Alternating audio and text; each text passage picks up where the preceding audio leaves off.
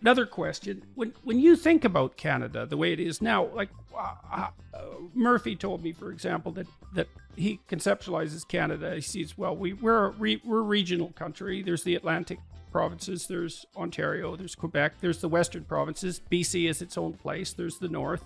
So when you envision Canada, what where do you see its regional divisions, and what does the PPC have to offer, let's say, each of those particular regions? Yeah, first, I agree with that. We have different regions in this country, but the most important for me, we have different culture. The culture of Quebec is different of the culture of Alberta, but that's our country, and we cannot change that. But we are united. We are united because we share the same values. And if we want to have a constitutional peace in our country, we need to have more decentralization. Every province must be able to do what they want to do. If something is very important in Alberta and they want to have, I don't know, their own caisse de dépôt, their own pension plan, they must be able to have that. So that's why what we are doing, it's not, we don't try to reopen our constitution or to rewrite our constitution.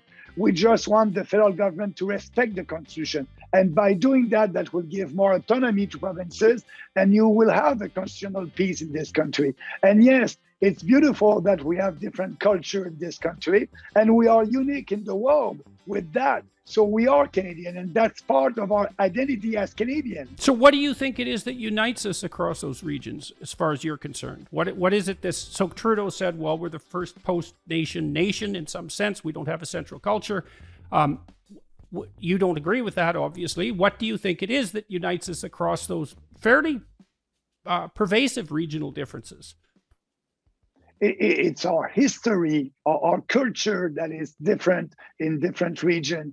It is our Charter of Rights, our freedom, the fact that we want every Canadian to be equal before the law, our Western civilization values, and the fact that yes, in Quebec you can speak French over there, and we don't impose that to anybody, and in Alberta, that's an Anglophone province and outside, but people appreciate that.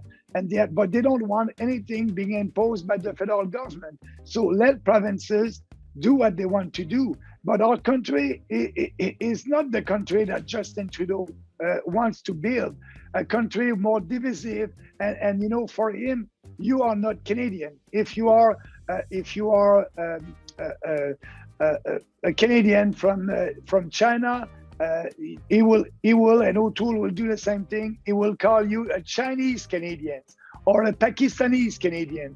No, people came here to celebrate our freedoms, and everybody, for me, is a Canadian. I don't call, if I'm speaking with a person, the different ethnicity, that you are a Chinese Canadian. No, you are a Canadian.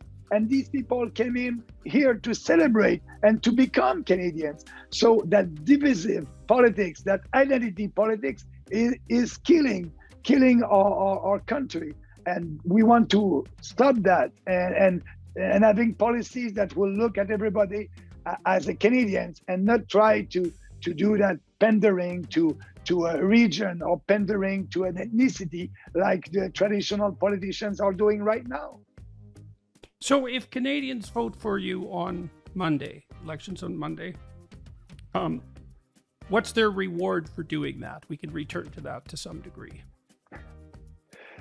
Yeah, like I said, I want them not to vote against something. I want them to vote for something, for their values, for what they believe. And look, if you like our platform, I hope you support us. What will be after the election? I can tell you that I won't be the leader of the opposition. I won't be prime minister, but you will have a freedom voice in Ottawa. You will have a common sense voice in Ottawa. You will have a voice that is ready to do these important debates for the future of our country. That's what I can tell you. And we will start that common sense revolution together. That's only the beginning of another step for the People's Party of Canada and the beginning of that common sense revolution in this country. Well, we've gone 90 minutes. that is a nice closing statement. I guess I'm wondering if there's anything else you'd like to discuss or add. And apart from that, then I think that's a nice wrap. No, I appreciate that. Yeah, I appreciate that, Mr. Peterson, Jordan. I'm very pleased that you gave me that opportunity to be out there and to reach more people. That's the most important for us. That's our biggest challenge. So yes, we can end there.